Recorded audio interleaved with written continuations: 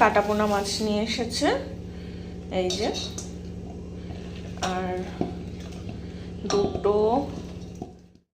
তোমরা কেমন আছো? তোমরা সবাই, আশা করি সবাই তোমরা ভালো আছো। আজকে কি কি বাজার হলো আর কি কি রান্না হবে চলো তোমাদের সাথে একবার শেয়ার করে নিই। সকাল সকাল কচুরি নিয়ে এসেছে, রুটি করেছি আমি, তবুও কচুরি নিয়ে আসলো ছেলে।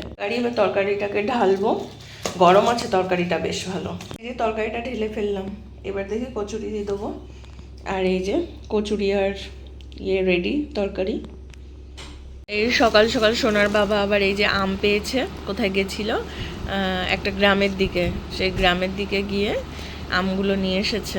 একজনের বাড়ির সামনে বিক্রি হচ্ছিল, গাছের থেকে পারছিল, সেখান থেকে নিয়ে চলে এসেছে। 1.5 কেজি আম আছে এতে, কিছুটা আছে হাফ কাঁচা, হাফ পাকা, আবার কিছু আছে একটু নরম আছে অল্প, মানে রেখে খাওয়া যাবে, 2-4 দিন রেখে খাওয়া যাবে।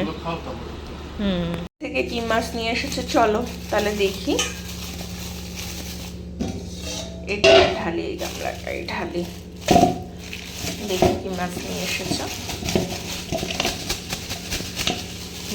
কাটাপোনা মাছ নিয়ে এসেছে এই যে, আর দুটো,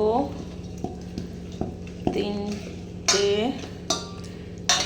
ওই 7-8টা পিস হয়তো আছে ভিতরে এই যে। তা দেখি ঝোল করি কিছু দিয়ে, এটা ঠিক আছে।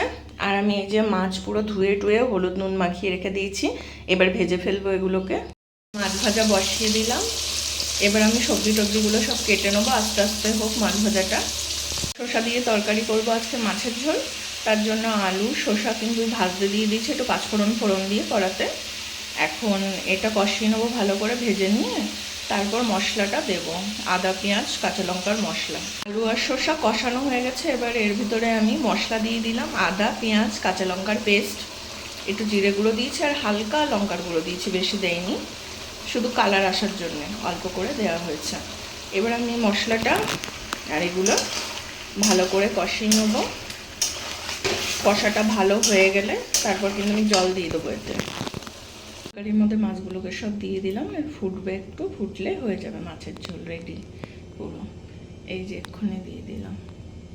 এই যে একটা জিনিস নিয়েছিলাম আমরা, তার সাথে এই হেডফোনটা ফ্রি পেয়েছিলাম, সেটা হচ্ছে একটা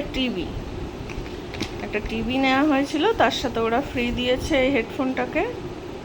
তো এই হেডফোনটা বেশ দেখতে সুন্দর, আমি তো ইউজ করি না, ছেলে ইউজ করবে হেডফোনটা, বেশ সুন্দর লাগছে। এবার আটকা দেখি কি কালার, এই যে বাইরেটা এই কালার, বেশ ভালো দেখতে। লাগলো ভিডিওটা অবশ্যই জানাবেন, ভালো লাগলে লাইক শেয়ার কমেন্ট আর সাবস্ক্রাইব করে সাথে থাকবেন, পাশে থাকবেন। আর আজকে কিন্তু এক ভাগে রান্না করেছি, তার কারণ আছে, তার কারণ হলো আম কাটা হবে। এবার 2 রকম 3 রকম খেলে তো পেট ভরে যায় পুরো, আর আমগুলো খাওয়া হচ্ছে না। লিচু এনেছে ছেলে, লিচুটাও খাওয়া হচ্ছে না।